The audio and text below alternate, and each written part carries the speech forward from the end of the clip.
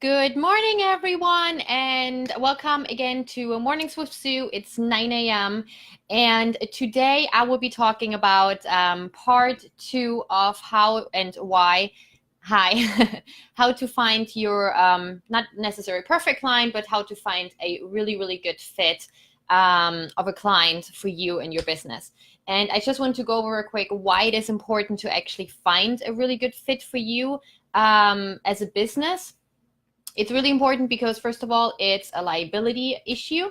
If the client is kind of weird or the very Sue friendly, like I said yesterday, or the dog or the cat, there's something off, or they have bitten somebody before, it's a liability issue for your business. You should always think about that. It's also draining your energy if the client is just not a good fit for you, if he's a constant complainer, if he always points out the negative, if he doesn't thank you. A lot of our clients don't thank us, but at least there's some kind of appreciation when we see them. So, but it is important to feel that gratitude from the clients and not feel all the negative energy, especially if it's a client that just has some kind of issues, always complaining. Also, it will guard your reputation if you are around clients that are actually they're a good fit for you. They're really driving with your energy because, like, let's say it's sometimes business relations even go like you could provide the greatest excellent service, but it's not really clicking, and there are little things that the client is kind of upset about, and it kind of it kind of snowballs into a big issue, and you might not even know about it until they actually cancel services and leave negative reviews. So it's really important to be on the same page and to have that great client communication. So these are kind of like the big whys. You should really make sure that the client is a good fit for you. So now, yesterday, I've talked about the first two, how to spot if a client is a good fit for you. Just jump back to yesterday if you want to see that video too and find out the first two. And today I'm going to talk about the last two reasons, last two markers. So first one with this one is, are the clients following your directions? So in our company, we have it already on our website written, how the whole meet and greet, how the whole onboarding process goes. So it's clearly written out. Fill out the client questionnaire form, then we will contact them within 24, 48 hours, and then we will go from there with a meet and greet, the keys, and then they actually create their own portal, and I write all of this via the email. And I actually always like if the clients are creating their portal before our meet and greet, and I write that like about 2 times in the email. So I have all these email templates that I write to every single client, and I can already see, first of all, if the client is contacting me through the client questionnaire form, or if they're calling me, or if they're emailing me. Of course, it depends of where they found me. Sometimes they just find us on Yelp and they message us through Yelp or just straight through the email. That's completely fine. But kind of like, how does the communication go from there? Are they very short? Are they really doing what you're saying? So like, create your own portal, have the keys ready during the meet and greet. So all of those are kind of like little markers. I wouldn't necessarily say no to a client if they don't follow our directions to a T. I think we wouldn't have any clients really. But there are certain things. Are they really short in email communications? Are they, when they're sending you an email, are they just saying hi and then just saying whatever? They're asking all the questions. So that means really they're contacting a lot of dog walkers. So your meet and greet might really be an interview. I personally have it down to T pretty much, that I spot it if a meet and greet is an interview or if they're actually really already wanting to be our client. That's another part.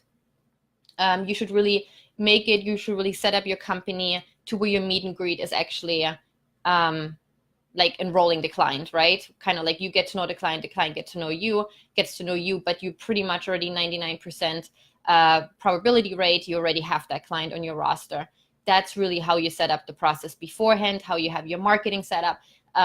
If you have great reviews on Google, if you just are a really well-known, reputable company, because you don't want to spend your time all the time interviewing with some people you should really actually already sell yourself before you even start selling yourself. So this is really the thing. Are they following your directions? It's just like with employees. If they're not following your directions, they're not going to work out for you. Trust me. And with clients, if they're not following your directions and you still take them on, I mean, if it's minor things, it's fine. If it's major things, I stay away from it, because my experience taught me whenever they're not following my directions before they're actually clients, they are either late with the invoices, they are not paying the invoices before the services. And it's not so much, of course, it's about the invoices, but it's also important because it's going to be time sucker. So whenever you want something from them, if you want information on the pet because the pet wasn't doing well, if something is wrong with the door, if you try to get in, and something is not right with the key and you have to work it out, and you try to call them or you try to email them, they're not getting back to you because you're obviously not a priority. If they are not following your directions or they're just not getting back to you, then it's kind of, okay, it's just a pet sitter or it's just a dog walker, and you don't want that. Because I know exactly, if you have a dog and a cat, which mostly all of you have, your pet sitter would be your utmost priority. You would always respond to them, and you would really follow whatever they're saying to a T. First of all, you're a business owner, so you know how important it is. But those are just those people you don't necessarily want around. That's what I'm saying. So that's the third marker. The fourth marker is what I call, oops, I forgot my dog. How many times did we have it that at 8 p.m. at night, the phone rings or an email comes in, I'm going to go on vacation starting tomorrow morning. Can you meet me? And those are clients, I mean, whenever you're going on vacation, right? When you're planning your vacation and your dog or your cat can't come with you, what's the first thing that pops in your mind? Even before you plan your vacation, you're actually getting your the care for your pet set up. I know that all of you that are listening to me, all the pet sitters and dog walkers, I know that 100%. If you don't, then maybe you shouldn't be in the field because you're not really caring for the animal. But I know you are. So whenever I would go on vacation, I have cats, I would definitely be, oh my God, like before even think of going away, I'm like, is somebody available? Can I hire somebody? Is there somebody good who can take care of the cats? It's just the utmost priority because they're a baby. So that's really important, because if you already get this lackadaisically with like your pet, your child, which we see as a child, you know they're not going to be, first of all, their pet is not important to them probably, or they really are bad at time management. But the thing is, just like the third point, you won't be important to them as well. So your invoices won't be important, your communication won't be important. The thing is, we have, as pet sitters and cat sitters, of course, we think we don't want to, if we don't take them on as a client, they might just leave the cat alone for a week, which happens, I'm sure, more often than we hope for.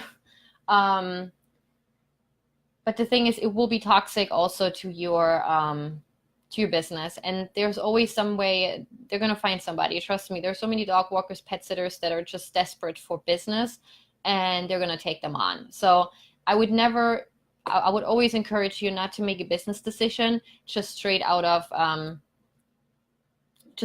fear that the pet is not going to be taken care of. It will be taken care of somehow. Of course, if you already know that person and they're already on your roster, they're already your clients, and they were good in the beginning, and then they start kind of, falling off and start booking late all the time, then you might just have to talk to them and say like, hey, first of all, you have a late booking fee. That's for sure, because that will deter a lot of already clients that are on the roster to actually book late. So make sure you have a good fee that will prevent them from booking late, because it's going to be costing them their money.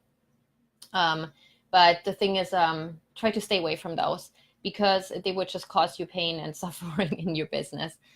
Because whenever they're late, you're going to be late. You're going to be, you have to send out more emails. You have to think about it. It's not just like you have to, it's not even just even getting the money. It's about chasing them. And that costs you time, and which in return costs you money. So those are the 4 things that are really, really important for you to look out when you're ready, before you even take on a client, to see if the client is going to be a good fit for you. Because just like I said yesterday, it's completely underrated on how important it is for us dog walkers and pet sitters and cat sitters, and every pet service professional, how important it is that we are actually selecting our clients as well. You really don't need many clients if you trust to charge the right prices. You don't need many clients to actually really succeed. So why not choose the right ones? And whenever there's one client that doesn't work out, another one will come in. It's just like the universe works. There's never really a vacuum. Something will be always filled up. If something goes away, something always will come in and fill up that space. So don't worry about that. And also, I'm actually going to talk about that in the next couple of days, about your mindset, about how it works when you kind of think about the negative things and you attract more negative things. There's definitely there's a science to it. So I'm going to talk about that. And for now, I'm going to leave it with that. I hope it really helped. And I hope you have a wonderful day today. We have it very cloudy and rainy today here in New Jersey. I hope you have a better weather. All right. I wish you a wonderful day, and I'll see you tomorrow, guys. Bye.